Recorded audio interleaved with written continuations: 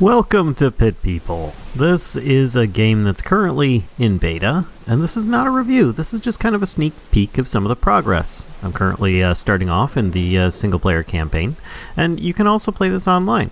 Now, as you can see here, I am represented by Horatio here on the far left side with the fence as a shield and some kind of sword, and his little child here.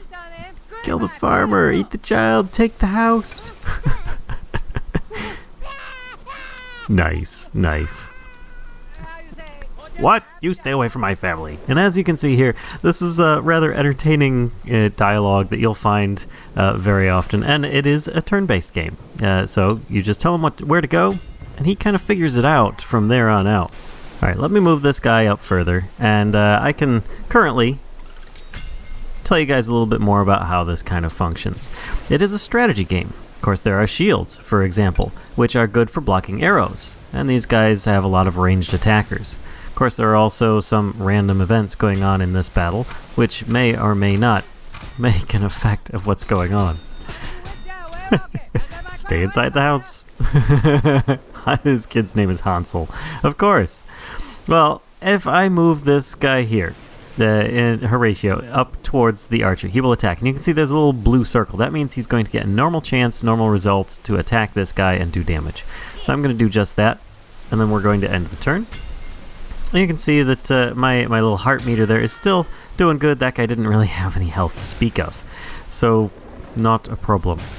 Now, of course, there are these large splats going on up above. And we've got the narrator working against us, which the narrator, thank you very much, I appreciate you telling me that. The narrator basically is, I think he's one of the giant bears that crashed into the earth. I think he's the guy that knocked that bear into the earth. But if I move Horatio here, he will then, if you see the little blue circles, will have a chance of attacking one of these two guys. It's his own choice to do so. You don't have control over that. So you have to kind of figure that out. If you want him to attack a specific guy, you have to set him up so he'll only attack a specific one. Like up here, he'll only attack the front one, or this one on the top. Right here, he'll only attack this guy in the front. And you can't actually force him to attack some of these other ones. So for now, though, I'm going to have him move up and attack this guy. That way, he gets closer to more of these ranged attackers, which are kind of a pushover. So let's just do that. Have him move up and start kicking some butt. Now, he does a little bit of damage to that guy. Not a lot. Look out, the bear blood's getting worse. Well, that makes things a lot simpler. Oh! And there you go. Giant bear claw. Oh, little child squish. Oh dear. Oh dear, oh dear. So, we can just try and finish off these guys that are left here. Let's, wow, I just remembered I gotta be someplace. Jerkimedes. OXOXO. And he disappears. Hey, I was just joking about eating your delicious child, and his name is Child Eater. How wonderful. Well, we'll just finish this guy off, I guess. And, yeah, there we go. Now, there are wonderful things about this game. You, pick up new and extra With nothing but a handful of blueberries and a stupid look on his face, Horatio set out to find some shelter, burdened with the realization that none of this would have happened had he listened. And to make matters worse, he's got weak arms, and he's not all that handsome. I don't see what all the fuss is about, but all of this will haunt him until I decide to end his misery. What fun. Yes, pretty much we are the giant bear's entertainment in the meantime. And this is going to be our first companion. It's a strategy game with more than just one. She looked hungry. Horatio shared his blueberries. No, you shared your berries. How generous of you. Her name was Pipistrella, and though she looked more than capable, she requested Horatio's aid. You see, her castle was raided by grumpy warriors, and she doesn't like that very much. Go on, my little hero. Perhaps this could become a mutually beneficial relationship. And as you can see, it becomes multiple characters join your party. And as you progress through, you'll be able to unlock more and more, adding more people to it. So there is a little bit more to it. But first and foremost, let's try and take care of these raiders. Oh, the one with the mustache told me you guys are stupid and weak. I don't know why he'd say that. So you can see here he's got a big shield. She has a small one, but she doesn't seem to have any weapon. Oh. But thankfully the king is loaning her one. Well then, let's see what you've got. And this is where we get into a little bit of development. Everything's a bit black and white there. But you can see that swords are weak against helmeted foes, and maces are strong against them. So that gives us an advantage. She is strong against all these guys. He is not. He's going to have some halved damage. So to start with, though, instead of going for these guys, because there's no way that I can get over there, we're just going to try and focus fire on this group here. And he is going to try and give her some cover. Though she has her own shield, so, you know what, maybe I will have him go over here anyway. You know what, I'm going to change that. She's going to come up closer to this guy, and he's going to come over here so that he gets more of the fire because he's closer to the archers. Usually, whoever's closer tends to draw more fire. It's not always the case, but you'll see here. So, there we go. Now, it's going to be the enemy's team turn, and they'll start attacking with their melee guys, moving in, and you'll see that he gets the majority of the attacks. She got hit a few times, but that's pretty much because he's closest to them, and they'll have a better chance of hitting them. So that's just something to take into account there. Now, currently, I'm alright with him staying there. She can come back one. You know, I might have him come over here, and then they will focus on this one enemy. Therefore, as I said before, they should be able to finish off that foe. There we go. Another one down. You may think, oh wow, the odds are really against us at this point, but you got to think, we're taking out a couple of them every round, so it's not that bad, really. It's not that bad. We're going to have him move down here, and we're going to have her move over behind this guy. And of course, there are story events in place during these early introductory battles, so it's not too heavily strategized at the beginning. You can see he took a lot of them. She's deflecting a little bit of the damage with her smaller shield, but just the same. They should be able to handle this last guy here and then get to the king. Of course, he is not going to go down quite so easily in the last round. Alright, this will hopefully do it. There we go. Finished off the last guy. Helmetites, huh? And his name is Helmetor. We've done enough here. The castle's destroyed. Mission success. We need extraction. Wait, this isn't over yet, cowards. Chaotic job, gentlemen. Go wreak havoc elsewhere. Oh, sorry, Pip. Are you upset? So apparently they're working with the bear. And once again, we've got a little bit of beta content here. So, there's a lot of interest here. We're just going to skip forward, and we're going to get into a little bit more of the advanced gameplay. Alright, and you'll see here that we currently have, now that our forces are strong enough, we can attack Helmetor and get revenge. This is all part of the overarching story, and there are also multiple little quests. There's a village that constantly is moving around at the whim of the giant bear that seems to want to just have you around for entertainment. And those that are familiar with Castle Crashers, you'll see that there are some creatures and people around that seem to resemble some of those Castle Crashers characters. And of course, there's a lot of options. There's insane difficulty, which is, well, an insane difficulty. You've got your music stuff. I do have the music turned off for this because I was warned that there may be copyright notices against people that put this on there without the permissions from the actual music creators yet, because they don't have that squared away just yet. It's all in beta. But you have your phone here, so you can arrange to work with people online, or you can just jump into the areas and then hook up with them there. Now, like here, we've got the market. It said Marquette, but you get the idea. Over here, you see 500 gold each. I currently have almost 3,000. You can buy specific items that you can equip your characters with. You'll notice that Horatio here doesn't look quite the same that he did originally. And we've got mercenaries that you can also add into your group. They come fully equipped. It can be very beneficial if you've got the money to spend on it. You've got your own house here, which I will get into. And you can see here I have an organized team of 6. And you can, as you progress, you'll get 4 characters. And then you'll be able to unlock a couple more, and you can switch them out with other characters that you capture and recruit, as it generally explains. Now you'll see that there are some stats on the screen. It's pretty cool stuff. You've got your different weapons and abilities giving you these different things. Your ability to dodge, heavy blocking and armor. You've got your how much weight you can carry before you start, getting into things. And you've got like ranged attacks, how far it can shoot, the damage it does when it hits. Then you've got like a little healer guy. So what I'm going to do now is instead of showing you how to do all this stuff, because like I said, this isn't a review, this is just kind of a sneak peek of what's going on in some of what the beta is. You can jump into the pit. There's another one here. I already did try this. You can play one round PvP versus another player online if you want. You can go over here into the unfair area, which is 3 rounds versus AI. Very difficult, very challenging. You don't get to heal in between, so it can be interesting. And you can play online or offline. Of course, it being in beta, there are only specific times that they have these available so that they can monitor all the traffic.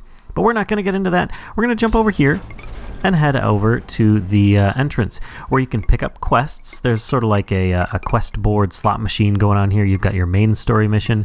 You've got your different ones, and you can see part 1, part 2, part 2. I've progressed a little bit on some of these ones. They're really cool. And you've got a little bank area over here. You can put things in like... There you go. I just put a campfire in, which you can camp while you're in the overhead map and replenish your health and stuff. Or you can take it back out.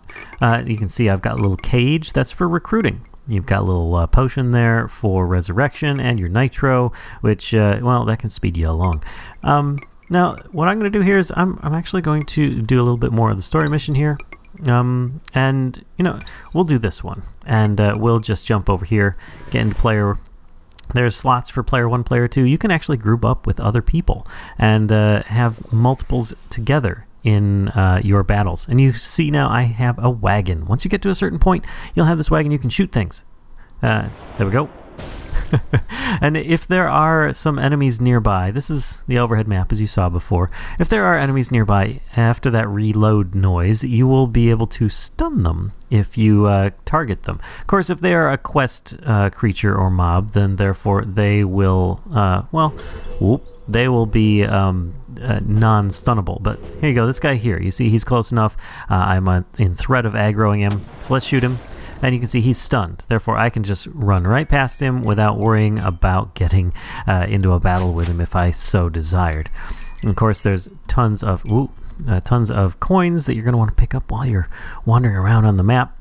But there are advantages to this. For instance, that guy there, he's a fisherman. We don't really care about fishermen, but hey, you know what? Let's give it a try anyway. What I'm going to show you, instead of advancing in the quest, is another feature that is very important for this, and that is recruiting people. And you saw I had lots of slots available for recruiting people.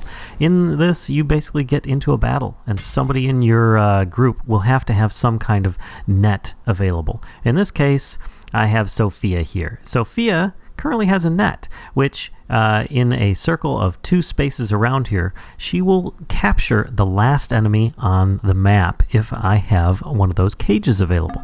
So since I don't have only one enemy on the map, I'm going to have to finish these guys off, and we'll see what we can do there. So let's get into this battle here. Now, of course, as usual, I have guys with shields. This guy here and, of course, Pipistrella both have shields, so I'm going to want them up front so that they can take some of the brunt of any ranged attacks.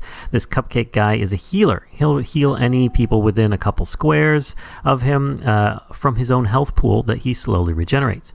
I also have this really cool-looking archer character back here, but the more they move around, the less accurate they are, so you want to keep them standing still if at all possible.